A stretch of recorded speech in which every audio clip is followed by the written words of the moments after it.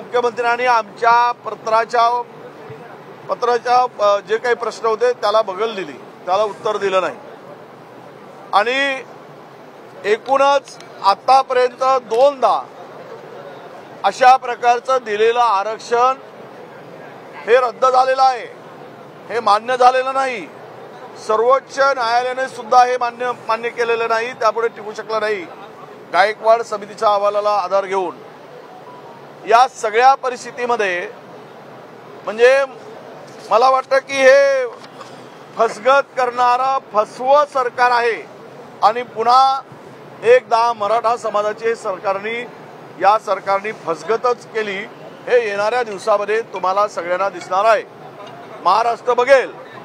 याचं कारण असं आहे की हे 10% आरक्षण देत असताना खरं तर याला आधार कुठला हा पूर्णतः ठोस आधार नाही, हा कायद्याच्या सचोटीमध्ये निकषामध्ये बसणारे नाही। आम्हाला समर्थन यासाठी द्यावं लागलं की आम्ही विरोध केला तर आमच्या नावाने विरोध केला म्हणून त्याच्या नावाने बोंबाबोंब मारली गेली असती। आणि वस्तुस्थिती ही आहे की निवडणुका मारून न्यायचे। मागच्या वेळेस जसं 2019 मध्ये फडणवीस सरकारने निवडणूक काढून घेतली मराठा समाजाची मतं घेऊन आणि नंतर फसगत झाली हे सिद्ध झालं। अशीच आता मराठा समाजाची फसगत करण्याचं काम या शिंदे सरकारने केलेली आहे।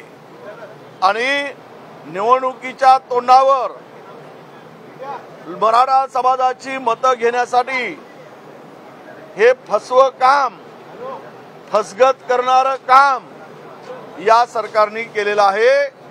हे यामध्ये लपून राहिलेलं नाही। बिल येण्यापूर्वीच शहरामध्ये जी बॅनर झळकलीत, उद्या त्या बॅनरची अवस्था काय असेल हे मराठा समाजाला जर पटलं तर बॅनर टिकतील, नाही पटलं तर बॅनर दिसतील का हे येणारा काळ सांगेल।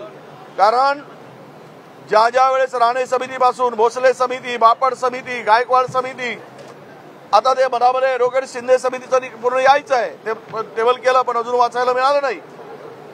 यातून ट्रिपल टेस्ट हा विषय बाजूला गेला।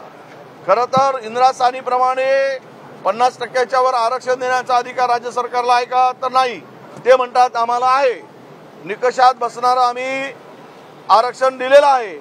पण आम्ही दिलेल्या पत्राचं उत्तर जे जरांगे पाटलाच्या बरोबर चर्चा झाली, बंददार चर्चा झाली आणि आंदोलन मागे घेतलं गेलं आणि त्यावरून जे काही परिपत्रक काढलेलं होतं त्यावरून गुलाल उधळला गेला आणि त्यातही त्यानंतर जे काही बिल आलं या बिलामध्ये 10% मराठा समाजाला आरक्षण देण्याचं प्रावधान केलं गेलं।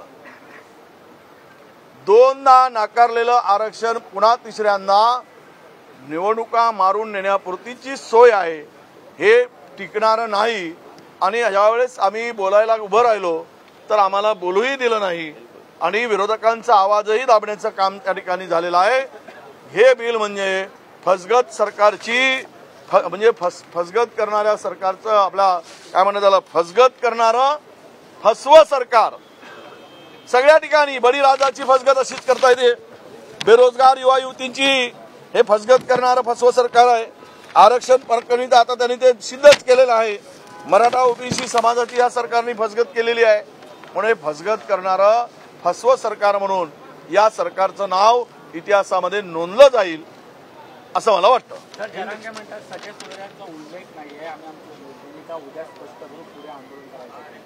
ना आता हे बिल म्हणजे मी सांगितलं की इकडे ओबीसीलाही गृहीत धरून त्यांनाही बोलत ठेवायचं, त्यांनाही फसवत ठेवायचा आणि मराठा समाजाला सुद्धा असंच फसवायचं। केवळ उद्या परवा 8 दिवसामध्ये आचारसंहिता लागू होईल, मग आंदोलन विषय संपला आणि हे ढोल पिटवत बसतील। ढोल ताशे सुरू झालेत, वाजवणं सुरू झालंय। हे ढोल ताशे मतासाठी ढोल वाजवत आहेत, मराठा समाजाच्या हितासाठी हे ढोल वाजवत नाही आहेत। हे ढोल उद्या जे यांच्या स्वागताचे अभिनंदनाचे नाही आहेत, मराठा समाजाला उद्ध्वस्त करण्यासाठी आनंद असुरी आनंदाचे ढोल आहेत असं मी मानतो। क्या कहेंगे आप लोग बहुत कोशिश कर रहे थे, शोर शराबा कर रहे थे कि बोलने दिया, एक मत से बहुमत से पारित किया गया मराठा आरक्षण। नहीं, देखिए, हमने पता था कि हमारा आवाज दबाएंगे, हमें बात नहीं करने देंगे, इसलिए हमने पहले ही एक पत्र उनको दिया था 4 मुद्दों का आधार लेकर कि आप ये आरक्षण को कैसे कानून के चौकट में बिठाएंगे।